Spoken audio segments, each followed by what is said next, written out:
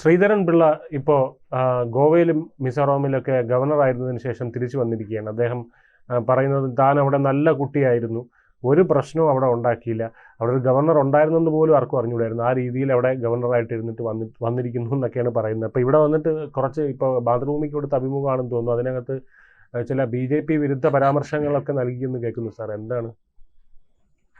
ശ്രീധരൻപിള്ളയാക്കിയ സ്വന്തം പാർട്ടിക്ക് ഭംഗി വാക്കുകൾ കൊണ്ട് ഉപചാരം അർപ്പിക്കുമ്പോഴും അദ്ദേഹത്തിൻ്റെ വരികൾക്കിടയിൽ അതിരൂക്ഷമായി അദ്ദേഹം ഈ പാല് കൊടുത്ത കൈപ്പത്തിക്ക് കൊത്തുകയാണ് ചെയ്യുന്നത്. ഇന്നലെ ഇപ്പോൾ മാതൃഭൂമി കൊടുത്ത ഇൻ്റർവ്യൂ, ഇന്നലെ തന്നെ അദ്ദേഹം എറണാകുളത്ത് നടത്തിയൊരു പ്രസംഗം, അതിനുശേഷം പത്രക്കാരോടുള്ള വർത്തമാനം, അതൊക്കെ തന്നെ BJP വിരുദ്ധമാണ്. അദ്ദേഹം പറയുന്നത് ഒന്ന് ഓർത്തു നോക്കൂ, അദ്ദേഹമാണ് ലക്ഷണമൊത്ത ഗവർണർ. ആർക്കൊക്കെതിരെയാണെന്ന് ഓർക്കണം. മലയാളികളായ BJP തന്നെ നിയമിച്ച ഗവർണർമാർ പലരും നമ്മൾ കേരളത്തിൽ നിന്ന് ഉണ്ടായിട്ടുണ്ട്. ആദ്യം ഉണ്ടായത് ഒരാൾ കുമ്മനം രാജശേഖരനാണ്. രണ്ടാമത് ഇപ്പോൾ CV ആനന്ദബോസ് ഇപ്പോൾ തന്നെ കേരളത്തിൽ നിന്ന് BJP നിയമിച്ച മറ്റൊരു ഗവർണറാണ്. അപ്പോൾ ഇദ്ദേഹം മാത്രമാണ് ലക്ഷണമൊത്ത ഗവർണർ. എന്താ അതിൻ്റെ അടയാളം എന്നറിയോ? അദ്ദേഹത്തെ നിയമിച്ച സംസ്ഥാനങ്ങളിൽ കുഴപ്പമുണ്ടാക്കുന്നില്ല. അദ്ദേഹം ആർക്കാണ് ക്ലാസ് എടുത്തുകൊണ്ടിരിക്കുന്നത്? എന്താ അദ്ദേഹം പറഞ്ഞുകൊണ്ടിരിക്കുന്നത്? ഒരു സംസ്ഥാനത്ത് കേന്ദ്ര ഗവൺമെൻറ് നിയമിച്ച ഒരു BJP നേതാവ് ഗവർണറായിട്ട് പോയാൽ ആർക്ക് വേണ്ടിയാണ് പോകുന്നത്? കേന്ദ്ര ഗവൺമെൻറ്റിൻ്റെ രാഷ്ട്രീയം പറയാനും കേന്ദ്ര ഗവൺമെൻറ്റിനോട് വിയോജിക്കുന്ന സംസ്ഥാനങ്ങളോട് ഗവൺമെൻറ്റിന് വേണ്ടി കലഹിക്കാനുമാണ്. അത് ശരിയും തെറ്റും അതിൻ്റെ ദോഷങ്ങളും ഒക്കെ നമ്മൾ വിലയിരുത്താറുണ്ട്.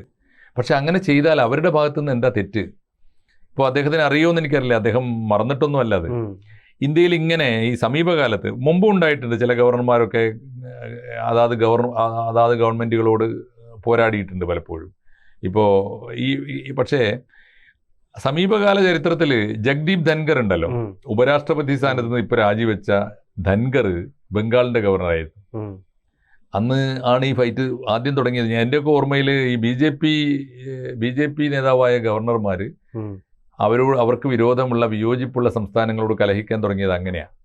അപ്പോൾ ധൻഖർ ചെയ്ത തെറ്റ് CV ആനന്ദബോസ് ഇപ്പോഴും ചെയ്തുകൊണ്ടിരിക്കുന്ന അതേ സംസ്ഥാനത്ത് ഈ പണി ചെയ്യുകയാണ്, അത് തെറ്റ്. ഇവിടെ ആരിഫ് മുഹമ്മദ് ഖാനും ആർലേക്കറും ചെയ്ത തെറ്റ്, തമിഴ്നാട്ടിൽ RN രവി ചെയ്ത തെറ്റ്, ഡൽഹി ഗവർണർ ചെയ്യുന്നത്, ഇത് മുഴുവനും തെറ്റാണ്. ആര് മാത്രം? ഇപ്പോൾ ശ്രീധരൻപിള്ള മാത്രം ശരിയാണ്. ശ്രീധരൻപിള്ള പറയുന്നത്, ഞാൻ ഗവർണറായിരിക്കുമ്പോൾ മിസോറാമിലായാലും ഗോവയിലായാലും എനിക്ക് ഭരണഘടനാ അധികാരമുണ്ട്. എന്തിന്? അതാത് സംസ്ഥാനത്തെ മുഖ്യമന്ത്രിമാരെ സമൻസ് അയച്ച് വിളിച്ചു വരുത്താൻ. ഞാൻ ഒരിക്കൽ പോലും സമൻസ് അയച്ചിട്ടില്ല. പകരം ഞാൻ ചെയ്തിരുന്നത് രാവിലെ ഫോൺ എടുത്തിട്ട് മുഖ്യമന്ത്രിമാരോട് ഇത്തിരി നേരം കുശലം പറയും. കുശലം പറയുന്ന കൂട്ടത്തിൽ എന്താ സാറേ ചായ കുടിച്ചോന്നൊക്കെ ചോദിച്ചിട്ട് കൂട്ടത്തിൽ ഞാൻ പറയും, അല്ല വല്ലപ്പോഴും ഒരു കോഫി ഹൗസിലിരുന്ന് നമുക്ക് കുറച്ച് നേരം വർത്തമാനം പറയാമോ എന്ന് സ്നേഹപൂർവ്വം അങ്ങോട്ട് ചോദിക്കുമ്പോൾ അവർക്ക് മനസ്സിലാവും എനിക്കെന്തോ പറയാനുണ്ട്.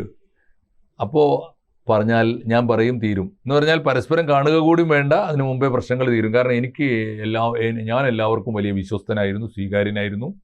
എല്ലാവർക്കും സ്വീകാര്യനാകുന്ന ഒരാളെക്കുറിച്ച് ഞങ്ങൾ മലബാറിലൊരു ചൊല്ലുണ്ട്, അമ്മായിമാരെന്ന് പറയും. എല്ലാവർക്കും അമ്മായിയാവുക. അതിൻ്റെ അർത്ഥം എന്താ?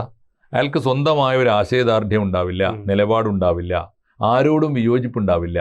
ഏത് വിയോജിപ്പുള്ളവനെയും ചേർത്ത് പിടിക്കാൻ വെളിച്ചത്തും ഇരുട്ടത്തും ഒക്കെ തയ്യാറാകും. അങ്ങനെ ഒരാളാണ് ഇദ്ദേഹം. എന്നിട്ടിപ്പോൾ ഇദ്ദേഹം പറയുന്നത് കുമ്മനം രാജശേഖരൻ ഒരു വലിയ തെറ്റ്. ആലോചിച്ച് നോക്കൂ.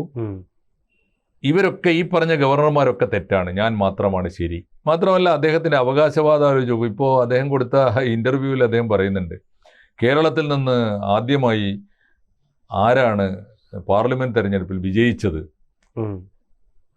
അദ്ദേഹം പറയുന്നത് ഞാനാണ് ജയിപ്പിച്ചത്. ഏത് കാലത്ത്? നമ്മൾ കേട്ടത് ആദ്യമായി നിയമസഭയിലേക്ക് ഒരാൾ ജയിച്ചത് O രാജഗോപാലാണ്, നേമത്ത് നിന്ന്. നമ്മൾ കേട്ടത് ലോക്സഭയിലേക്ക് ആദ്യമായി ഒരാൾ ജയിച്ചത് തൃശ്ശൂരിലെ സുരേഷ് ഗോപിയാണ്. ഇദ്ദേഹം പറയുന്നതല്ല. നിങ്ങൾ മറക്കാൻ പാടില്ല, 2003 ഞാൻ BJPയുടെ സംസ്ഥാന പ്രസിഡന്റായി വന്നതിന് ശേഷം നടന്ന 2004 തെരഞ്ഞെടുപ്പിൽ 2 BJPക്കാരെ ഞാൻ ജയിച്ച് പാർലമെന്റിലേക്ക് അയച്ചു എന്നാ. ആരാന്ന് ചോദിച്ചപ്പോൾ പറഞ്ഞു, ഒന്ന് മൂവാറ്റുപുഴയിലാണ്, PC തോമസ് ജയിച്ചതിനെ കുറിച്ചാണ് ഈ പറയുന്നത്. വേറൊന്ന് ലക്ഷദ്വീപിലാണ്.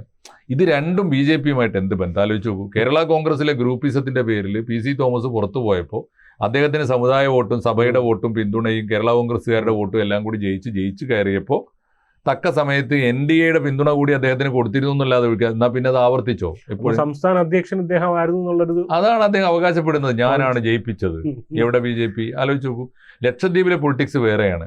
അവിടെ കലാകാലവും കോൺഗ്രസ് ജയിച്ചുകൊണ്ടിരുന്നിടത്ത് കോൺഗ്രസിനോട് തോന്നിയ വിരോധം ലക്ഷദ്വീപിലെ വലിയൊരു വിഭാഗം ജനതയെ അന്നത്തെ VP സിംഗ് ഭരിക്കുന്ന കാലം തൊട്ട് ജനതാദളിലേക്ക് മാറി. സാർ, ഒരു സംശയം ചോദിച്ചോട്ടെ, ലക്ഷദ്വീപ് യൂണിയൻ ടെറിട്ടറി അല്ലേ? ആണ്. അതെങ്ങനെ അവിടെ ഇദ്ദേഹം അതിന് പറയുന്ന കാര്യം എന്ന് വെച്ചാൽ ലക്ഷദ്വീപിന്റെ ചാർജ് എനിക്കായിരുന്നു. പാർട്ടിയുടെ ചാർജ് അദ്ദേഹത്തിന് കൊടുത്ത കാലത്ത് അവിടുന്ന് ജയിച്ചു പോയയാൾ ഞാൻ ജയിപ്പിച്ചതാണെന്ന് പറഞ്ഞാൽ എങ്ങനെ? ഈ മാതിരി തള്ളാണ്, ഭീകരമായ തള്ള്. ഇപ്പോൾ പണ്ട് വലിയ തള്ളുകാർക്ക് വേറെ പേരുണ്ടായിരുന്നു. ഇപ്പോൾ ഇനി പിള്ളത്തള്ള് എന്ന് പറയേണ്ടി വരും. പുതിയ പ്രയോഗം മലയാളത്തിൽ വരാൻ പോവുക. തള്ളിക്കൊണ്ടേയിരിക്കുകയാണ്. അതുമാത്രമല്ല, ഇദ്ദേഹം പറഞ്ഞു കൂട്ടുന്ന കാര്യങ്ങൾ പറഞ്ഞാൽ ചിരിച്ച് നമുക്ക് മതി വരും. അദ്ദേഹം പറയുന്നത് ഞാൻ ഈ അധികാര രാഷ്ട്രീയത്തിൽ ഉണ്ടാവില്ല. അപ്പോൾ പത്രക്കാരൻ നല്ല ബുദ്ധിയുള്ളവനാണല്ലോ. അവൻ ചോദിച്ചു, ഇതിനിടയിൽ അദ്ദേഹം തിരിച്ചു ചോദിച്ചു, അധികാര രാഷ്ട്രീയത്തിൽ ഇനി ഉണ്ടാവില്ല അല്ലേ? അപ്പൊ സാറേ, ഈ ഉപരാഷ്ട്രപതി പദവി ഒഴിഞ്ഞു വന്നല്ലോ, ആ സ്ഥാനത്തേക്കെങ്ങാനും BJP അങ്ങയുടെ പേര് പരിഗണിച്ചാലോ? അപ്പൊ അദ്ദേഹം പറഞ്ഞു, അയ്യോ, അങ്ങനെ എങ്ങാനും എന്റെ പാർട്ടി പരിഗണിച്ചാൽ പിന്നെ എനിക്ക് നിവൃത്തി ഉണ്ടാവില്ല. അദ്ദേഹം പോലും അത് ചിന്തിച്ചിട്ടുണ്ടല്ലോ. ഉണ്ടാവില്ല. അങ്ങനെ പരിഗണിച്ചാൽ എനിക്ക് ആലോചിക്കേണ്ടി വരും എന്ന് പറഞ്ഞാൽ അധികാര രാഷ്ട്രീയം അദ്ദേഹത്തിന് ഒട്ടും വേണ്ടതാനും. അത് കഴിഞ്ഞിട്ട് പറഞ്ഞത് അതിനേക്കാളും ഭീകരമാണ്. ഞാൻ അധികാര രാഷ്ട്രീയത്തിൽ ഇല്ലെങ്കിലും ധാർമ്മിക രാഷ്ട്രീയത്തിലുണ്ടാകും. രാഷ്ട്രീയത്തിൽ ധാർമ്മികത ശ്രീധരൻപിള്ള പഠിപ്പിച്ചാൽ മലയാളിക്ക് ഒരുപാട് കാര്യങ്ങൾ ഓർക്കേണ്ടി വരും. പണ്ട് ഈ ചെകുത്താന്റെ വേദാന്തം എന്നൊരു വാക്ക് മലയാളത്തിലുണ്ട്. പിള്ളച്ചേട്ടന്റെ വേദാന്തം എന്ന് ഇനി പറയേണ്ടി വരും. ആലോചിച്ച് നോക്കൂ, ശ്രീധരൻപിള്ളയുടെ പേര് ഞങ്ങളൊക്കെ ചെറുപ്പത്തിൽ കേൾക്കുന്നത് തന്നെ മാറാട് കലാപം ഒതുക്കി തീർക്കാൻ കാശു വാങ്ങിയ രാഷ്ട്രീയ നേതാക്കൾ ആരൊക്കെയാണ് എന്ന കൂട്ടത്തിലാണ്. ആരോപണങ്ങളാണ്, തെളിവൊന്നും നമ്മുടെ കയ്യിലുണ്ടാവില്ല. പക്ഷേ ആ ആരോപിക്കപ്പെട്ട അഴിമതിക്കാരുടെ പട്ടികയിൽ ശ്രീധരൻപിള്ള ഉണ്ടായിരുന്നു. ഒന്ന്. അതിനുശേഷം ഞാൻ നേരിട്ട് കണ്ടൊരു കാഴ്ച, കേരളത്തിൽ ഞങ്ങളൊക്കെ വളരെ സാഹസികമായി ഇടപെട്ട കേസാണ് മാധവിക്കുട്ടിയുടെ മതം മാറ്റം. മാധവിക്കുട്ടിയുടെ മതം മാറ്റത്തിൽ മുസ്ലിം ലീഗ് നേതാവ് അബ്ദുസമദ് സമദാനി പ്രതിയാണെന്ന് കേരള നിയമസഭ വരെ സാക്ഷ്യപ്പെടുത്തി കഴിഞ്ഞ കാര്യമാണ്. പക്ഷേ ആ കേസിൽ സമദാനിയുടെ വക്കീൽ PS ശ്രീധരൻപിള്ളയായിരുന്നു എന്ന് എത്ര പേർക്ക് അറിയാം? ആലോചിച്ച് നോക്കൂ. അറിയാത്തവരിനി ആരാ ബാക്കിയുള്ളത്? എത്തിക്സ് എന്ന് അദ്ദേഹം പറയുമ്പോൾ, ധാർമ്മിക രാഷ്ട്രീയം എന്നൊക്കെ പറയുമ്പോൾ, BJP നേതാവ് ശ്രീധരൻപിള്ളക്ക് കേസെടുക്കാൻ എന്തെല്ലാം കേസുകൾ ഭൂമിയിലുണ്ട്. മാത്രമല്ല, മാധവിക്കുട്ടിയുടെ മാനത്തെ വിറ്റ് കാശാക്കിയ ഒരു കേസ്, ആ കേസിൽ വിദേശ പണം കൈപ്പറ്റിയ കൂട്ടത്തിൽ അതിന്റെ പങ്കല്ലേ ഇദ്ദേഹം പറ്റിയിട്ടുണ്ടാവുക? തീർച്ചയായിട്ടും. ആലോചിച്ച് നോക്കൂ. തീർച്ചയായിട്ടും. അപ്പോ ഇതൊക്കെയാണ് ഈ നെക്സസ്. ഇപ്പൊ നമ്മൾ പറയുന്നുണ്ടല്ലോ, രാഷ്ട്രീയത്തിലെ ക്രിമിനലുകൾ തമ്മിലുള്ള നെക്സസ്. ആ നെക്സസിന്റെ ഭാഗമാണ് ഇദ്ദേഹം എന്ന് ആരെങ്കിലും പറഞ്ഞാൽ നിഷേധിക്കാൻ പറ്റുമോ? ഒന്ന്, കോഴിക്കോട് ഐസ്ക്രീം കേസ് ഒതുക്കി തീർത്തതിന്റെ പിന്നാമ്പുറത്ത് ശ്രീധരൻപിള്ളയുടെ പേരുണ്ടായിരുന്നു. ചേകനൂർ കേസുമായി ബന്ധപ്പെട്ട് ചേകനൂർ കേസ് CBIക്ക് വിട്ട കാലത്ത് BJPയുടെ നേതാവ് തന്നെയാണ് ഇദ്ദേഹം. അന്ന് AB വാജ്പേയിയാണ് പ്രധാനമന്ത്രി.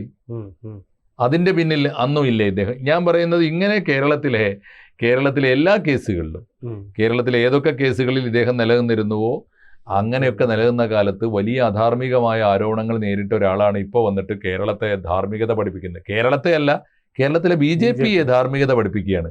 ധാർമ്മിക രാഷ്ട്രീയത്തിൽ ഞാനുണ്ടാകും എന്ന് പറഞ്ഞാൽ എന്താ? BJP ഉണ്ടാവില്ല.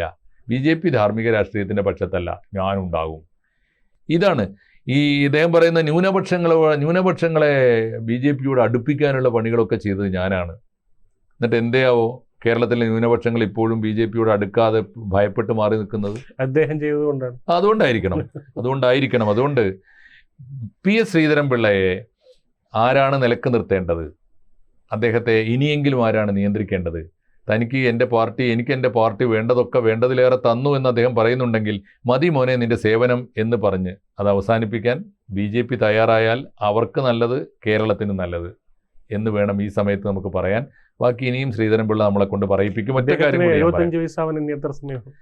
അദ്ദേഹത്തിന്റെ വയസ്സ് എനിക്ക് അറിഞ്ഞൂടാ. പക്ഷേ അദ്ദേഹം ചെയ്ത സേവനം ഒരു കാര്യം കൂടി കൂട്ടത്തിൽ ചേർത്ത് പറയണം.